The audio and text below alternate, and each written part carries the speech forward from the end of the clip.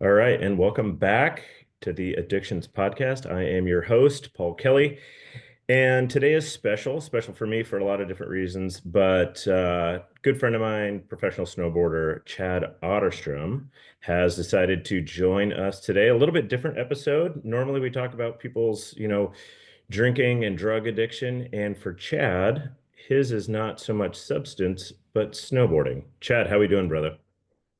I am good. I just got done snowboarding all day. I actually only took one run. I hiked 3,000 vertical feet and then dropped in for one good run. Well, But I was insanely sore this morning. But because of my addiction, I stretched out and drank a bunch of water and got after it. Made sure I went that's good. today so I could get my Uh, fix. It was good. It was fun. Got to get your fix however possible, right? Yeah, exactly. It's like Well, I dude, crossed the line, kick ass till it's over the other day. You know. you've been doing this forever. I remember growing up watching you in videos and I've had the honor of getting to know you and become friends over the years. And um, Google does a good job of kind of talking about you as, Transworld Rider of the Year, Gravity Games champion. I know you've been coaching for a long time. You've got roots in Minnesota. Start me from the beginning. So you started in Minnesota as a kid and grown up there. Yeah, I guess you could say I started sliding down snow probably, the early 80s on a sled, and then got into skiing around 83, and then, super addicted to skiing, and my brother got into skateboarding.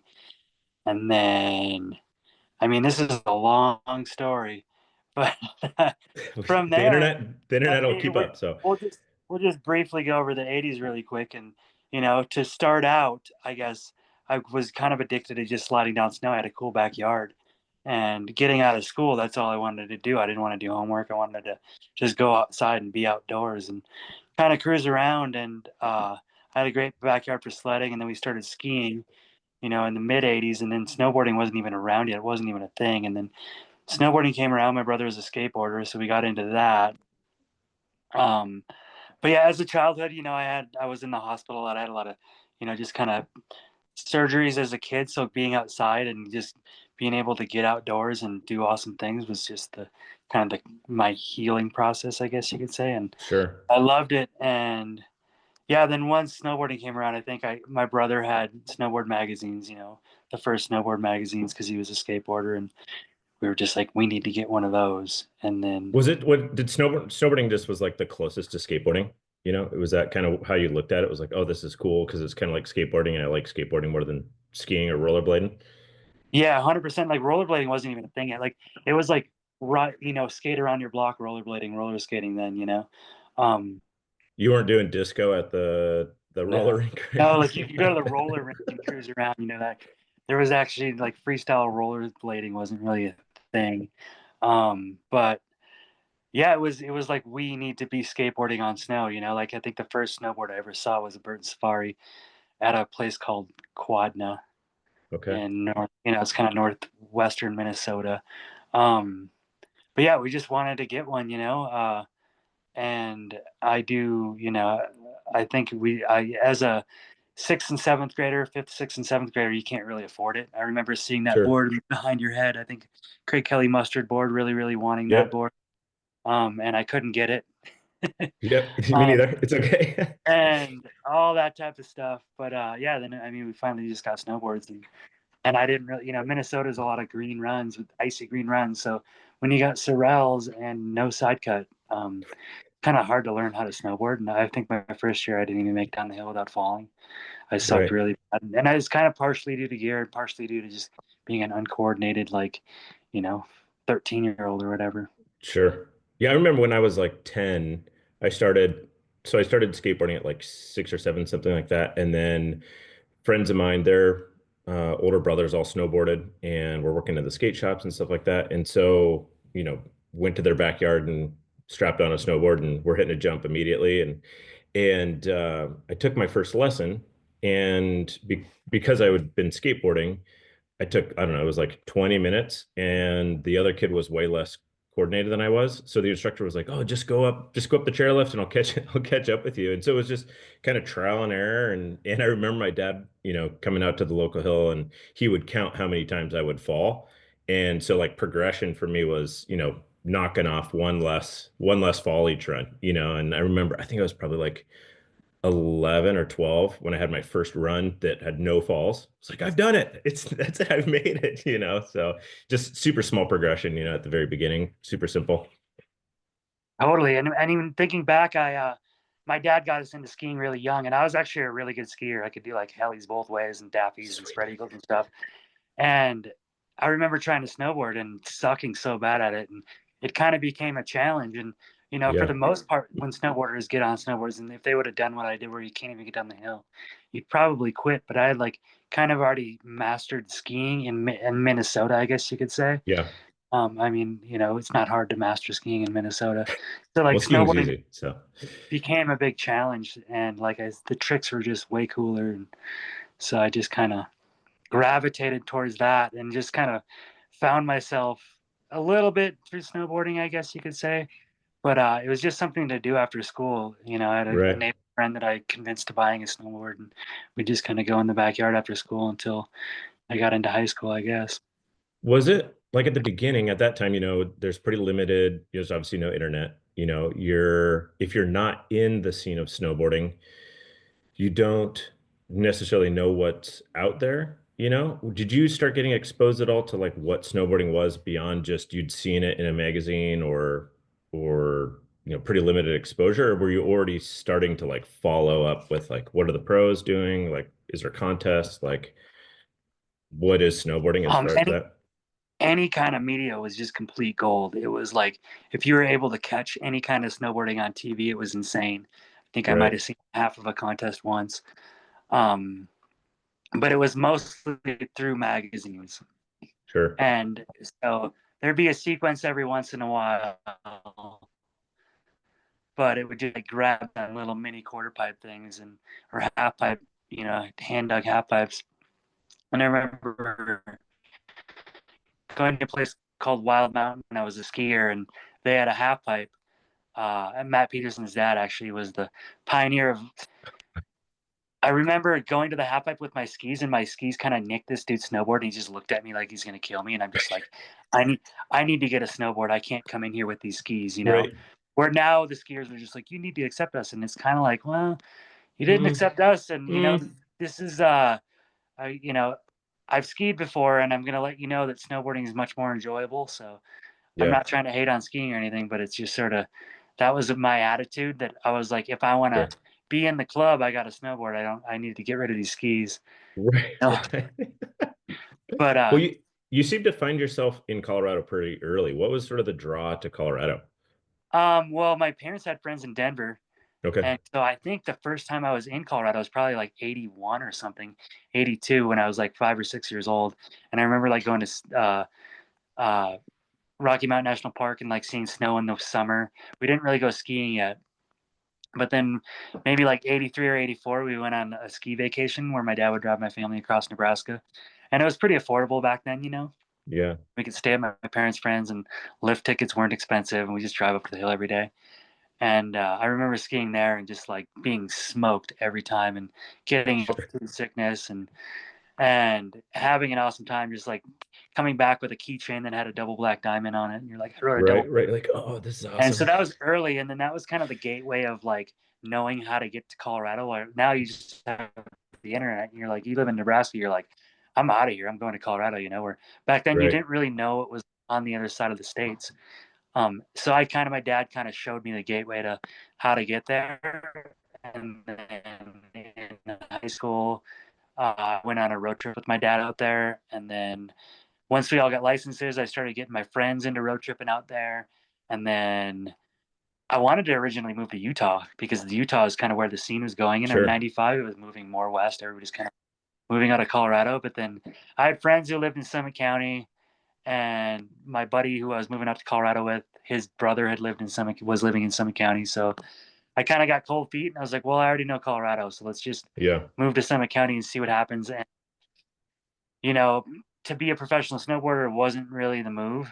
Uh, but I'm super glad that I did it now because my roots are Colorado and I love it. Right.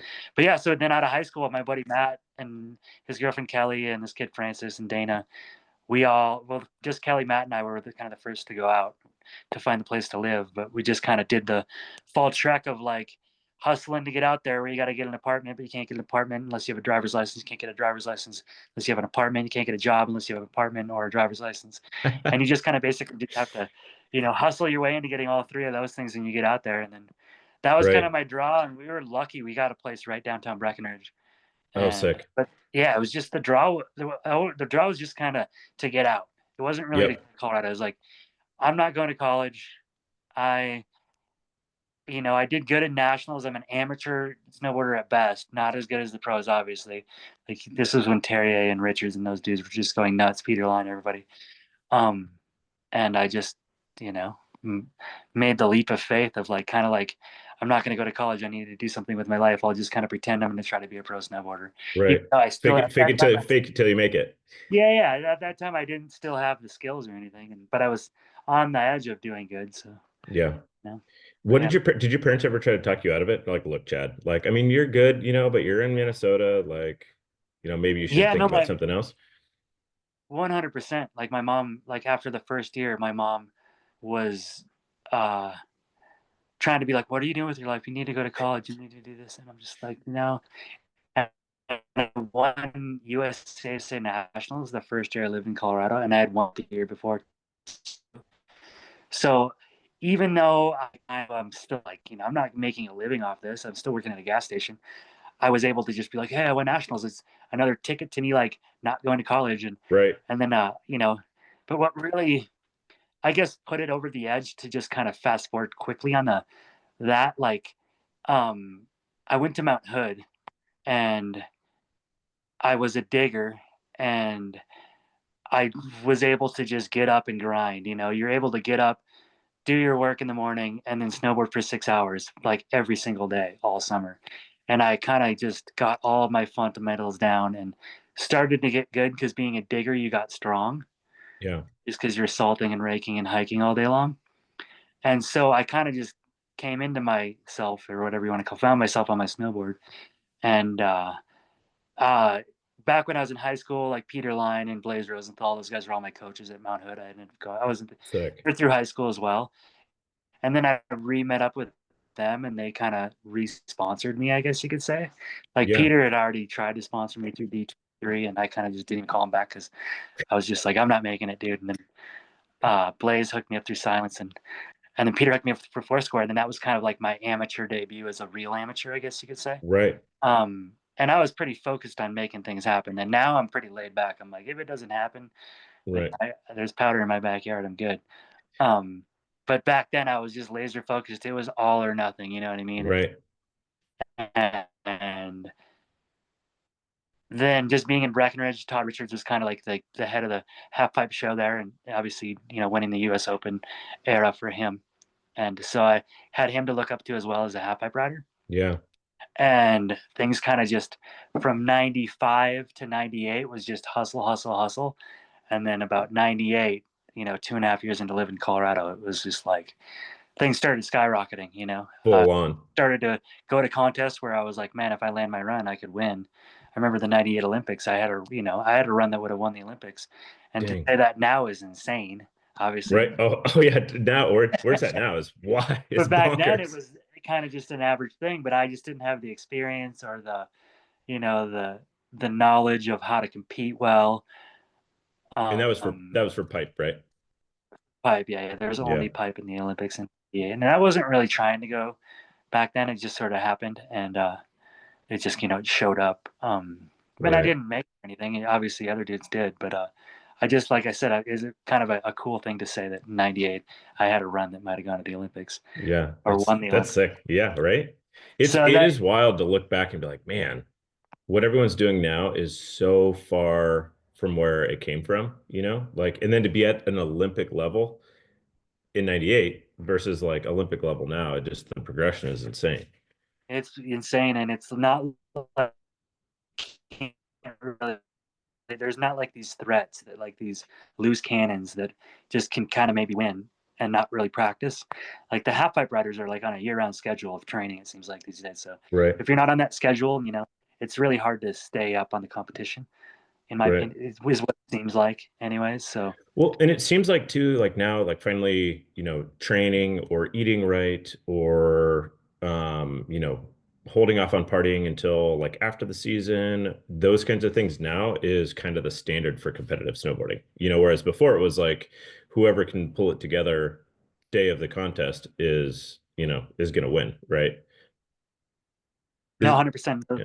The punk scene is definitely gone in the contest scene. Right, The snowboard right. punks, like there's no, it's just you're very strict. You all have coaches and it's very structured, which in my opinion kind of just makes it boring. But Sure. in a way, But Yeah. I still really, really, really love watching half pipe. I guess you Hmm. could say, because half pipe is kind of the ultimate of like, if you are doing good in half pipe, you're an insane snowboarder. It's the steepest run on the hill, no matter what hill you're on ever. It constantly goes to vert. Right. Like people say Colorado's flat. You're like, well, we actually have the steepest. If you think of our half pipes, you know what I mean. Sure. Yeah. Like The you the could, last the last one remaining. yeah, like doing a 15-foot air and a 22-foot half pipe is one of the most extreme things you can do on a snow. It's terrifying. You know what I mean? Um, where Alaska is a little bit more mind snowboarding, you know what I mean? Where you're like, I'm gonna go here, I'm gonna go there, I gotta Yep. navigate my way around here. And it's all downhill fall line where you're not like, yeah, I don't know, and it's very death defying too. No, don't get me wrong, but it's like half pipe is just so precision. Where slope style is just a bit, spin to win. Still Right. enjoyable, but half pipe where it's at for me still. So I feel like competition, but I don't know.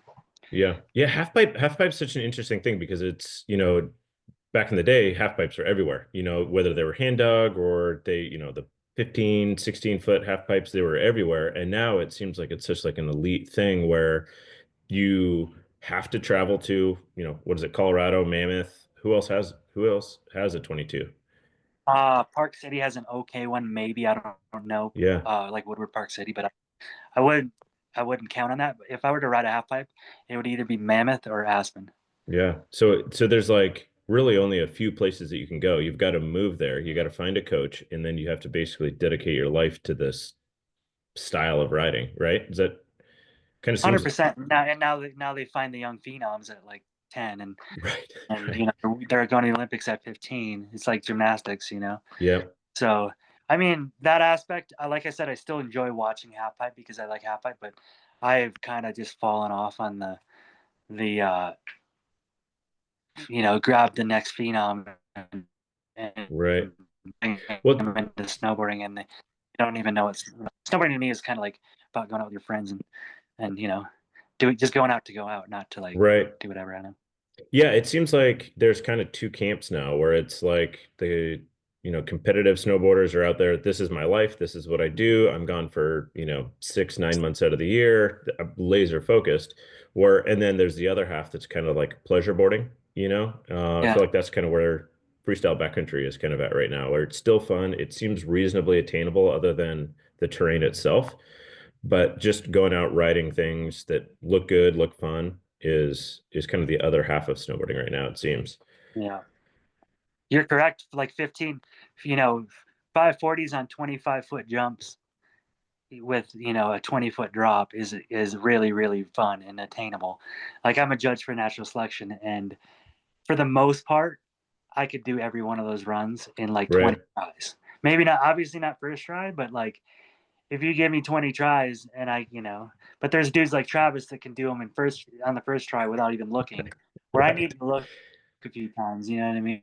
Yeah. But I can double backflip. I can do 720s. So it's very, very attainable, but really, Yeah. really hard. A lot of that stuff that they do, it just comes from experience as far as that, talent and experience where I don't know, yeah, like that pleasure boarding is the best, like It is the um best. it's like 540s and 720s off 25-foot kickers is like so, and into powder too is something that you can do forever. There's people Right. in that contest in their 40s now, you know what I mean, that Travis is winning and he's probably 41, 42 now. It's like where back in our area it was like when you were 30 you were done, and I feel You're like in done. half pipe you're done for sure still. But now there's Yep. this push of like I'm gonna push half pipe, and then oh I'm gonna go free ride after, which is kind of weird too. It's just sort of like, hey, if you weren't free riding first, don't free ride later. But Right, right, just because right. I'm just Well, and it opinions seems like being more sponsors now are backing the recovery program. Whereas before it was like, oh, you blew your knee out, maybe we'll see. If you're not done, if you're not back up to the same level in, 6 months or a yeah, year, we're cutting you. Whereas now, like Red Bull has their own rehab facility in Vancouver and SoCal, where they're like, oh, you blew your knees out, you blew out whatever, like Mark comes when he got just blown up and they spent, basically a year just only in PT, getting him dialed back in.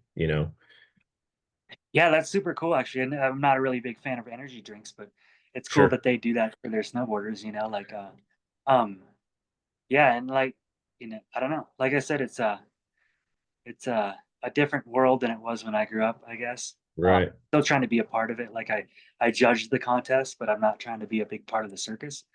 I kind of Sure. like stand in the background. Yeah. Um, Yeah. but like I said, if I really pushed myself, I'm like, man, I could probably compete in these contests. Like Do they especially ever the freeride give one. you guys the ability to just hit the course afterwards? Um, I mean, the Natty Select one, I think you can whenever because it's in Revelstoke. Right. And I stood on top of the one in Alaska, and I was like, oh, I could ride down this. It wasn't like the most. It's just more freestyly and fun looking. Yeah. But even the courses, I mean, where I snowboard here in Colorado is like, around Aspen. I love, it's just like I don't need a course to go ride one Yeah. of the courses.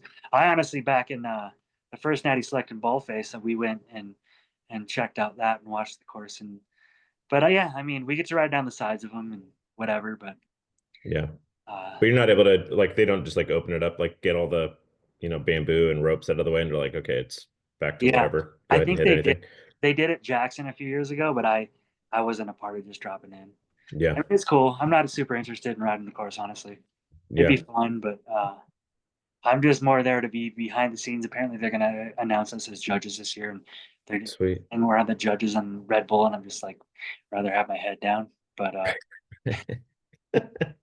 you know, When does that get going? I feel like there's been a lack of marketing for that this season for whatever reason. Is that because they're trying to do so many different things like with bike and surf and all that or maybe I don't know. I know they just released the duels and a couple days ago, and now the Sean White contest is going on, what do you think about the Shawn White and contest? It's just one event, right? It's supposed to be a series, but it's well, one that's event the this thing season.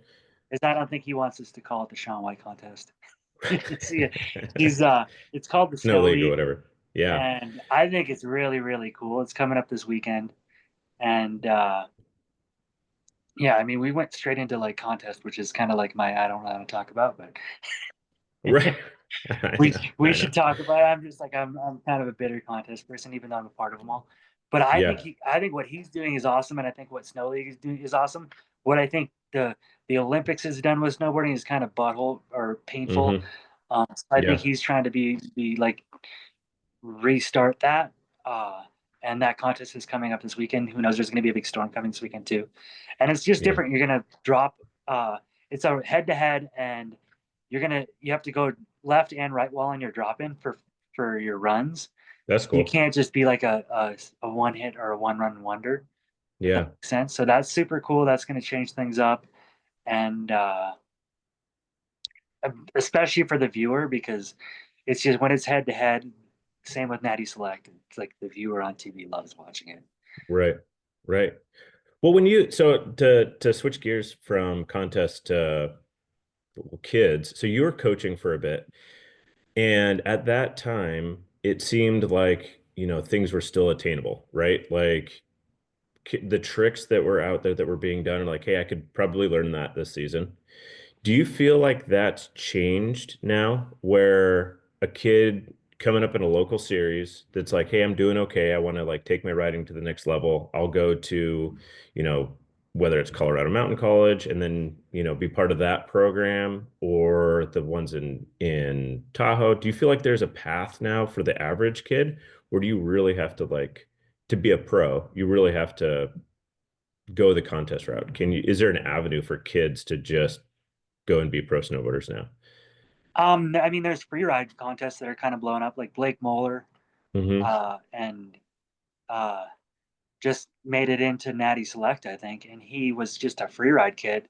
You know, he wasn't the most amazing spin to win kid, but he could stomp and you know, do 720s off big cliffs. So the free ride route is kind of, I feel like a lot of kids might try to start taking, but the spin to win route, I think people are over, kids are over. Sure. Um, and it's just, you know, the I want to go to college and have fun snowboarding route is pretty cool too. It's a Um, sweet route. and like with all the parks now and just average snowboarding, fun snowboarding is kind of making a huge comeback. I think, you know, 90s snowboarding is like cool now Right. and everybody's biting it because I feel like that was an attainable era. Like you Yeah. go to the half pipe and there's 100 people at the half pipe doing 3 foot airs on a Right. slushy wall and everybody's having an awesome time. You know, you're from your average okay snowboarder to like, you know, Todd Richards at the Breck pipe, Right. you know? Um, Right. where now it's a 22-foot half pipe at Copper Mountain and it's Just shitting closed your down pants. half of the year because they do so many events. So you can't even ride that thing half the year. And Right. the other days it's like a private pipe that they charge people to ride. So that I would say is kind of shut down if you're not already picked as a phenom or have some serious financial backing. It's not really worth even trying. But I think Right.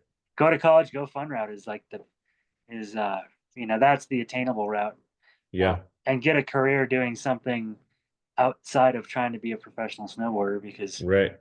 you know right now I can tell you it's like slopestyle. It's just a numbers game. How many times you can spin.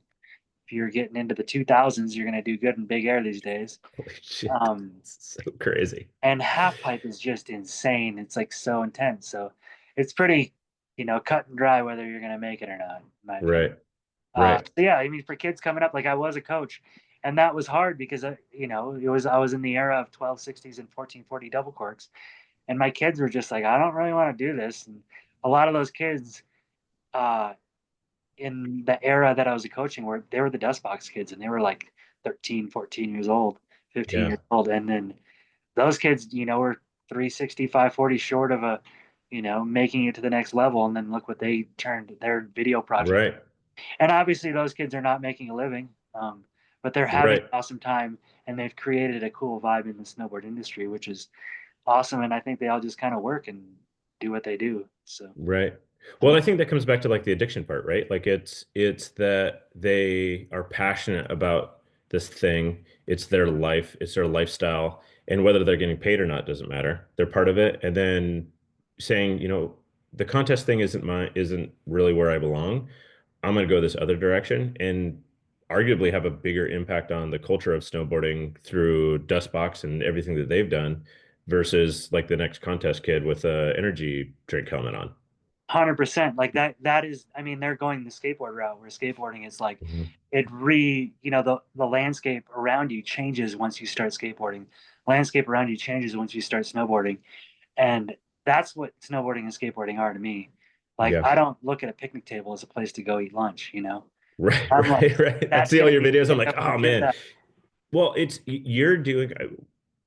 you're doing, I think, some of the most fun snowboarding on the internet right now.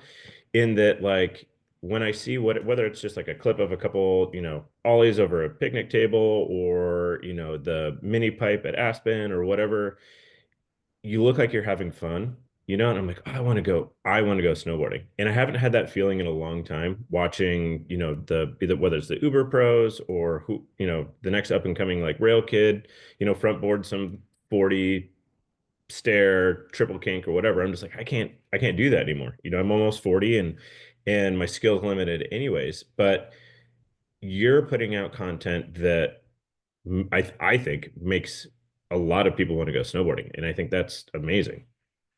Thank you. You know, I mean, that makes the kind of snowboarding I do is the snowboarding I want to do, and that's why I'm Right. addicted to. You know, like I like go to sleep at night being like, my snowboard's ready. I'm gonna go race to Snowmass, get parking before 8:30, and then be up at the picnic table before it gets too slushy because the snow is gonna be crispier and I can pop a better ollie. And then by the time I'm done with that, the half pipe will start softening up, and the half pipe at Aspen, we're lucky to have that 13-foot half pipe because it's like I That said thing back looks in the so fun. 90s, it's attainable to do a 3, 4 foot air. You don't even really have to try, and you're 3 foot in there, and you feel safe as opposed to even in a Right. 22 footer, you're not safe. No. It's scary.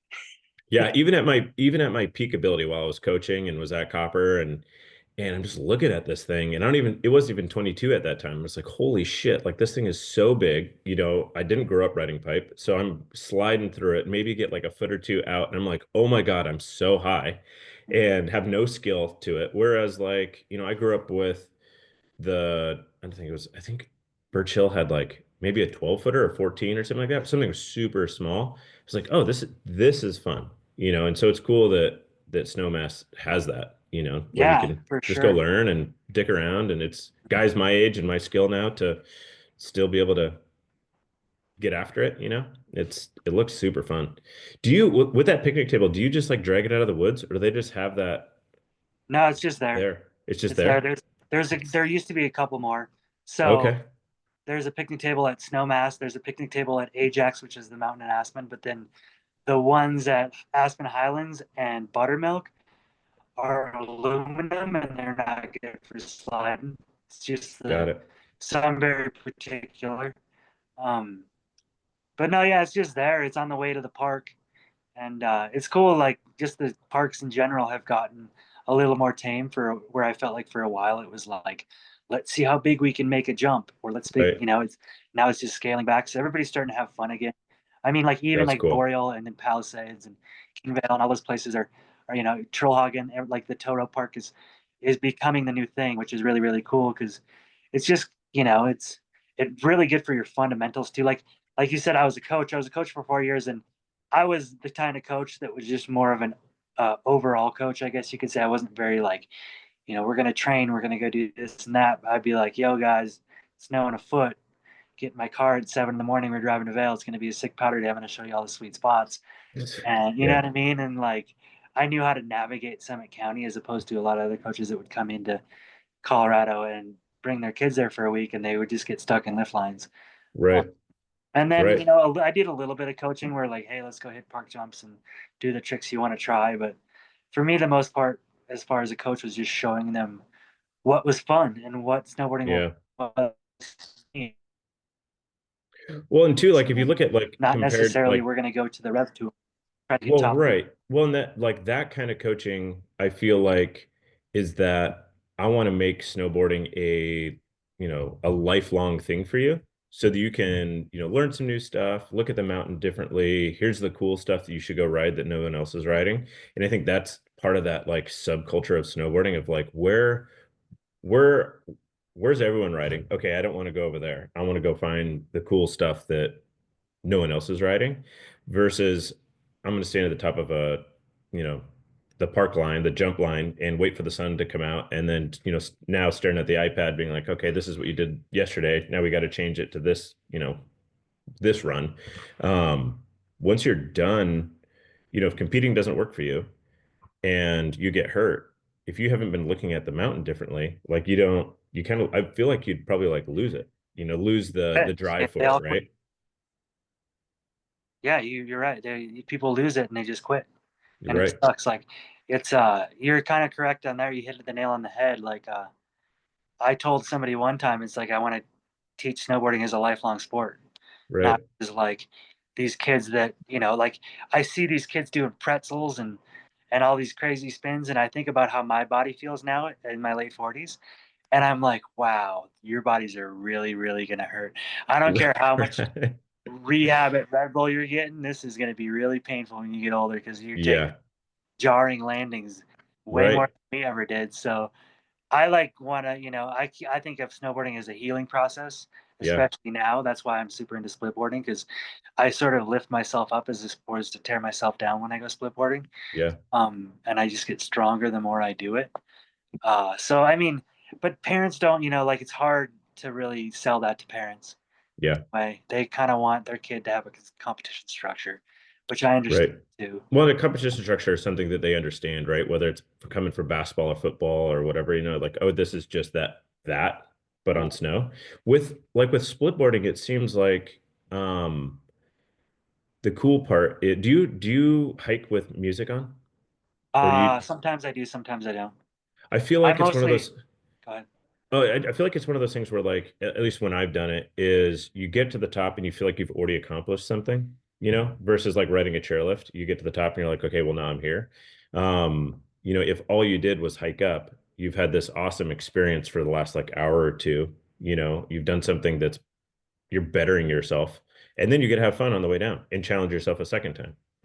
Yeah. And the more you do it, the better shape you get. So the way up isn't as much of a like, a struggle where it kind of just turns your body on and turns your brain on. Um, Yeah, like it's like exercise, diet and exercise they talk about. And then that's what that does. And then it just gives you thoughts and ideas, and you feel like you're living and working. yeah, Even food pack, like hiking a rail, hiking a park jump, hiking the half pipe, they're all equivalent to split boarding. You know what I mean? sure. I always make fun of the split boarders. I'm like, I'm not a split boarder. I was like, I'm a 90s half pipe rider. And I was like, in Yeah, the 90s, we clocked way more vert than all of you split boarders ever did, just sure. hiking a half pipe, Just hiking half pipe all day, every day. And yeah, yeah. So it's like just having that mentality, and especially I feel like half pipe back when you used to have to hike it, as opposed to they're so big now that you can't really hike them anymore. You'd be hiking up the wall, you're looking at where the vert is on the wall, and you're hyping your friends up, and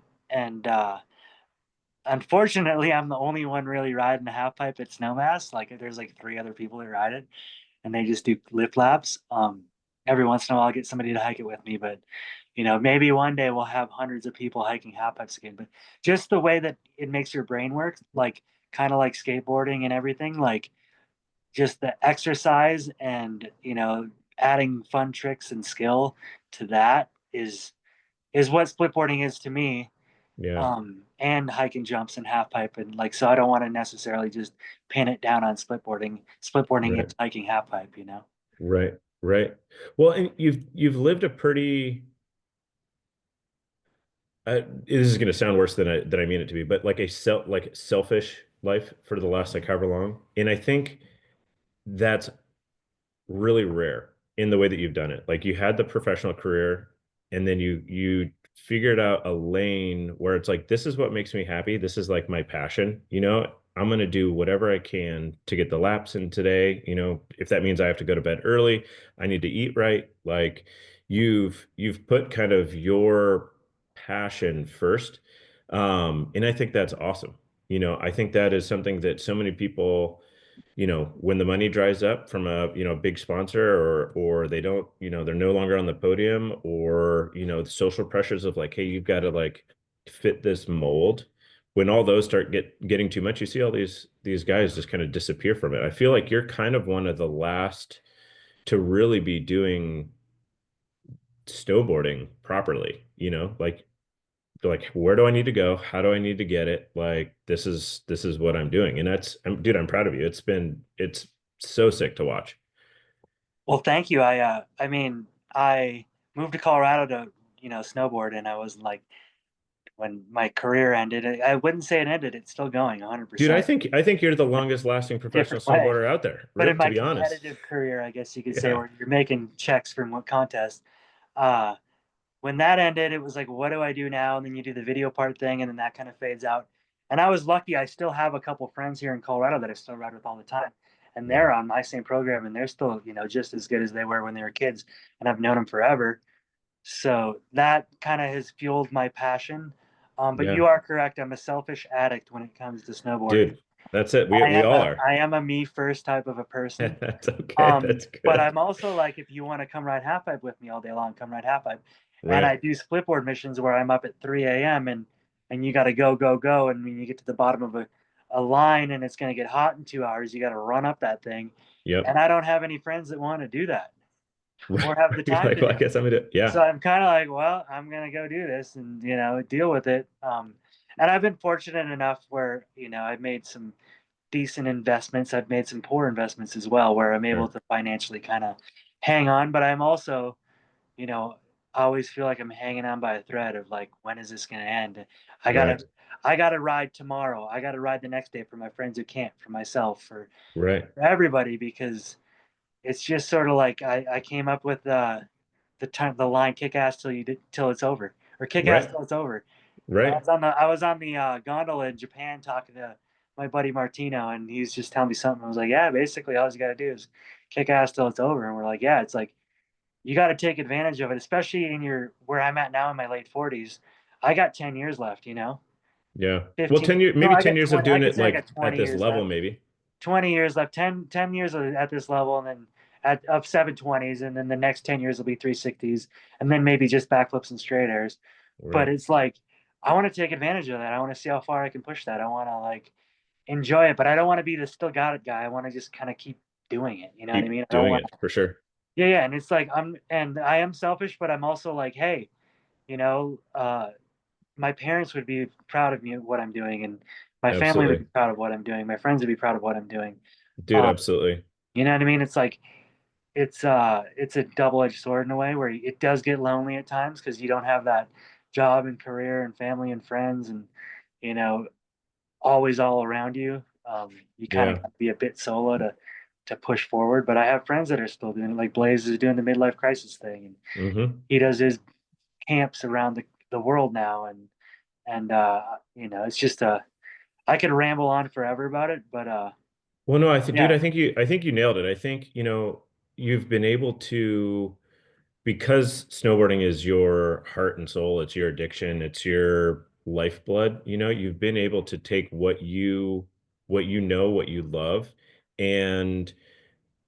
and apply it in different areas. You did like you said, like the structured contest thing, you did the coaching thing. Now with Mint Tours, you're doing that thing. Like you're a company owner, founder with Academy, and you've got your hands in so many different things that are keeping it real and keeping it, to the core of what you believe. With snowboarding, I don't, I'm racking my brain here, and I don't know that there's anyone else that have had that kind of arc. yeah. I mean, right now, every company that I'm involved with, like Academy, part Hmm. owner and Mint. Uh, Jared runs that, and it's kind of like that's the kind of snowboarding I'm into. Like go to Japan and cruise around with Yep. Brandon Powder. So I'm like, yeah, that's right up my alley. That's not like you're not changing who I am there. You know what I mean? And even with Right. Academy, JB's always been straightforward of just being like, I'm able to be who I am, say what Yep. I want, do what I want, and for me, I've always wanted to keep snowboarding free. Yeah. Like I was in the era of brands start telling you what to do, where to go, how to live.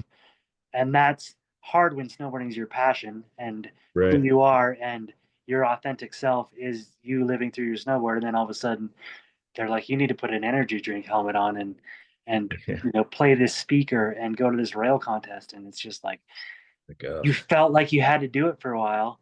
hmm. Um, but I Well, guess it I've probably been makes like fortunate the staying in whole snowboarding hard, right? Like when that's your foundation. I feel for the kids that are like 12, 14. I've had these mega sponsors for 5, 10 years, and then things change. They get older.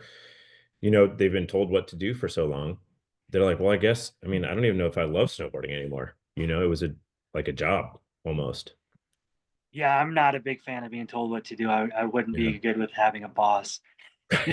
I but I also to go back to earlier days when I came up, when I had the opportunity to film with MacDog, I kind Hmm. of came up in the video. Seen my friend Kurt made videos when I moved to Colorado, and then for Kelly Flynn, and then I kind of like squeezed into filming for MacDog. And when I had that opportunity, nowadays kids are like, "Oh, my sponsors want me to film a video part," but I came up on MacDog movies, and I was an Yep, me addict too. of MacDog movies.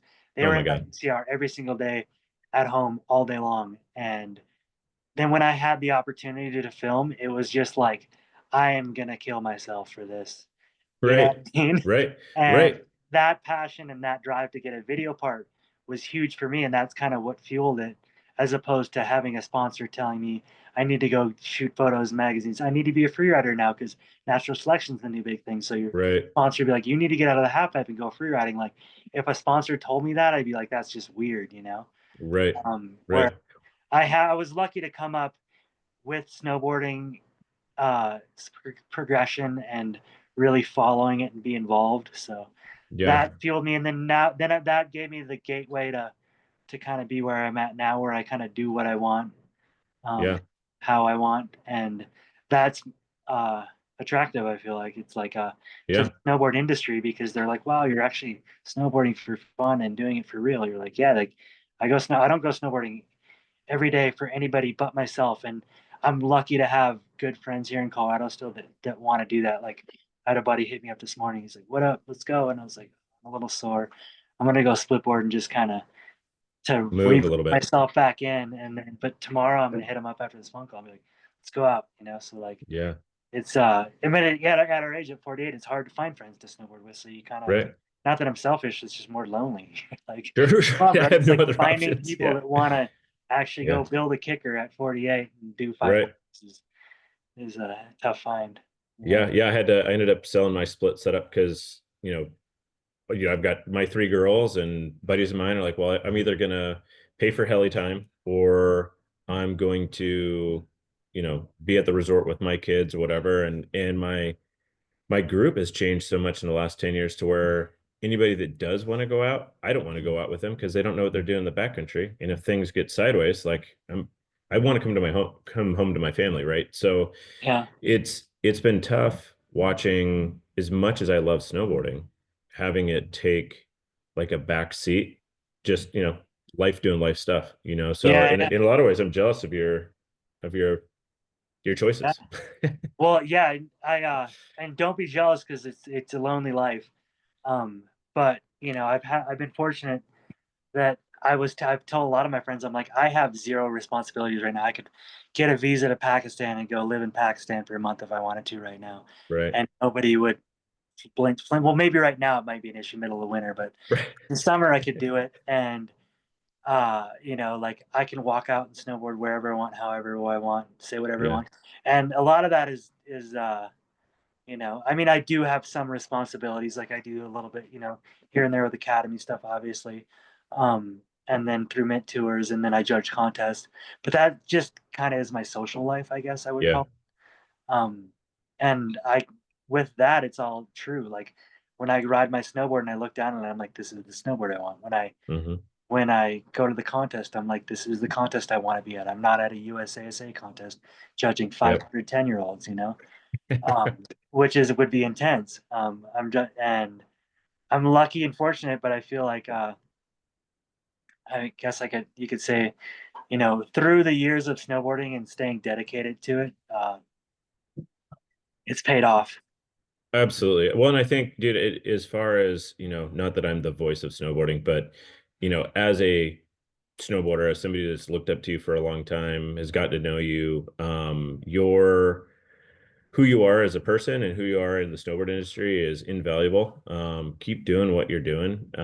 Thank you. Snowboarding owes you a lot, I think. And um, watching somebody navigate the life of snowboarding the way that you have is inspiring, and I think it gives a lot of people hope to, like, I could still be doing this at a high level as long as I keep what is important to me at the forefront, and that can be applied to all parts of life, but because snowboarding is important to me and it's important to you, watching you do it is awesome. It's inspiring, man. So I really really appreciate what you've done over the last 30 plus years in your career. Thank you. I'm glad you obviously looking at those boards on your wall. You've been around. Been Uh, around a little bit. I I finally did. got to a point where I could get some boards that I couldn't afford as a kid, and I'm hosting a vintage bank slalom up at Alyeska here in April, and so it's going to be boards 99 and older, and then you get like a time bonus for 95 and older. So looking Nice. forward to getting these things wet again. Yeah, yeah. That's what's up. And I actually did a YouTube video today, and I was talking about my splitboard stuff, and I had Craig Kelly glasses and then Sick. goggles, and I did a little comparison. So I would recommend wearing those Craig Kelly Oh, glasses for sure. Absolutely. while I you're will at the for kick. sure. Your reaction time will be quicker than if you were wearing goggles. Okay. Uh, not if it's a powder day, but Sure. Right. yeah, yeah. So, Oh yeah, and we'll I be and ripping banks. for sure, I rode with Jeff Pensiero at Baldface like a month ago too, and he was dropping in with sunglasses on from the cat on a powder day, and I'm kind of like, well, you What are do you kind of doing? own the place, and you probably are going to be that guy wearing sunglasses on a powder day. Right. But it So wasn't funny. snowing; it was Bluebird. But and I forgot to tell him, which I'll tell him next time at Ballface, the story of the Craig Kelly glasses because that place Love is it. dedicated to Craig Kelly's. I Sick. don't know, but yeah, it's like it's been a fun ride. Like I could go on for days. I've been kind of hesitant to doing a lot of these podcasts because, Sure. uh, from 1981, even earlier when I first started sliding down snow in my backyard, that was the beginning of my addiction, all the way till 2025. Now I'm still addicted to going out and sliding snow every day. And it's like, what else are you going to do? Uh, in life, like Right, right. you're Well, I like, mean, I where might where as else do you challenge yourself? Like, there's probably days when you don't want to get up at 4 in the morning, but you're like, I want to go ride that face at 7 o'clock this morning when the sun comes up, and I'm going to put in the work to go and do it. 100%. Like that's where I'm at right now. Like this last spring, last year, not even 4 in the morning. You have to leave at 10:30 at night and Oh, then hike for dang. 6 hours in the dark. And then the sun comes up at 5 when you're 500 feet from the top of the mountain. And then you're dropping at 7 because it's east facing and it gets hot by 8. And then, so you don't sleep. You do what's called Dang. non-sleep deep rest from 6 to 10 and try to sleep. And Dang. That's so that's wild. going on. Um, Yeah. but yeah, it's like, what else are you gonna do with your life? So it's like kick ass till it's over. And then when Right. it's over, I'm gonna, I'll read books. I'll Right. get There some you go. more Read books. dogs. When I did that last spring, I was always telling myself, sorry, I gotta plug my computer in. Um, I was always telling myself, I was like, am I really doing this? I thought about this idea. My friend Ryan actually told me about it. He's like, what you do is you just go all night because you got to be at the top of that thing at 8 in the morning minimum. Because in the spring, the snow gets hot quick and it's a 5,000 foot run and it's going to get hot and you got to get out of there. And he's like, you got to leave at 11 or 12 at night. And I'm like, you're Man. right. And last spring, I'm like, all right, I told myself I was going to do this. And you're sitting there at 10:30 at night. You're like, Like, well, I'm doing it. And I then you guess just today's the go. day. And then Yeah. you find yourself at 1 in the morning in the middle of nowhere in the dark, halfway up a mountain. And It's you're like, like, what what am am I I doing? doing? What am I And then doing you're out done. here? But it's, for the most part, it's pretty safe as far as like that goes. I mean, I have a Yeah. Garmin and I try to stay free of avalanche terrain, but it's just sort of like, Are you uh, doing that solo? you got to live. I do some of them solo, yeah, because like I said, I don't have friends that want to leave at 11 o'clock at night. Got a couple, Man. Yeah. but Yeah. Yeah. Yeah. no, it's not safe, 100%. I mean, it is and it isn't. I mean, I have a Garmin SOS, so if I Right. get hurt, but they say don't go out, and I agree with that, by yourself. A lot Yeah. of that has to do maybe with, because when I was a kid, I had a backyard, and with snowboarding there, I'd get out of school and I'd go snowboard in the backyard and it'd be 20 below, and I'd be out there for Right. 3 hours and 20 below by myself. Like that was dangerous too when I was 12 years old. Sure. Um, you freeze quick if you knock Yeah. yourself. Right. Right. Right. Exactly. Yeah. I So, mean, um, and it's not the safest, smartest thing 100%, but it's it's more of a like do as I say, not as I do kind of a thing. and honestly, I've done a lot of already stuff like that. So, Hmm. it's kind of out of my system, to be Yeah. honest. My not being, and like I said, it's not safe. A lot of my risk taking is over, I guess you could say. Yeah. Now it's more meditation than it is risk taking. I Yeah. go up and ride a blue run powder, Yeah. like, uh, which I'm glad I broke through. A lot of people don't break through that, Right. risk taking thing. Like I can walk home any day of the week feeling happy that I walked away from a line. So, Right. and I've been through a lot in Colorado. I've avalanches here and there. I've had friends get caught in avalanches, and, Well, I was gonna say and like Colorado or Alaska gets a lot of a lot of credit for avalanches and all that, but I feel like Colorado is constantly in the news as far as like actually killing people. So it's not carefree boarding out there. no, Colorado is like one of the most dangerous states in the world Yeah. for upsets in the world. It's early season, January, February. This is not really the time you want to be poking around out in the backcountry, um, Right. trying to ride black diamond runs in the backcountry, or even blue runs. It's I like to go out in April and May when the snowpack is kind of really, really seized up. Sure. And even this year, the snowpack's been super, super weird. So even in April, May this year might be awkward. I've had friends die in like April. I have a great group of friends that are really knowledgeable about the mountains in Colorado that have been riding these mountains for a long time. So when I go out with them, which I try to mostly, um, I I feel pretty. I shouldn't say safe, but we're all on the same page of Sure. Yeah. communicating. You've got the right people for the conditions. You're communicating. That's huge. It's like human factor is huge in the backcountry. It's like 3 to 4 people is a good number. Two's not enough because you need somebody to go get help if they need to go get help. Right. Once you get, three is great, four is great. Once you get past four, then your communication's all weird. And Yeah. I it's a hard one to talk about as far as going out alone because it's just one of my things. Yeah. I try to stay safe. I remember being out last year and being like, I could go that way and risk it, or I could go this way and go home safely. And I was like, I'm gonna go home and say hi to my parents. Right. Right. Right.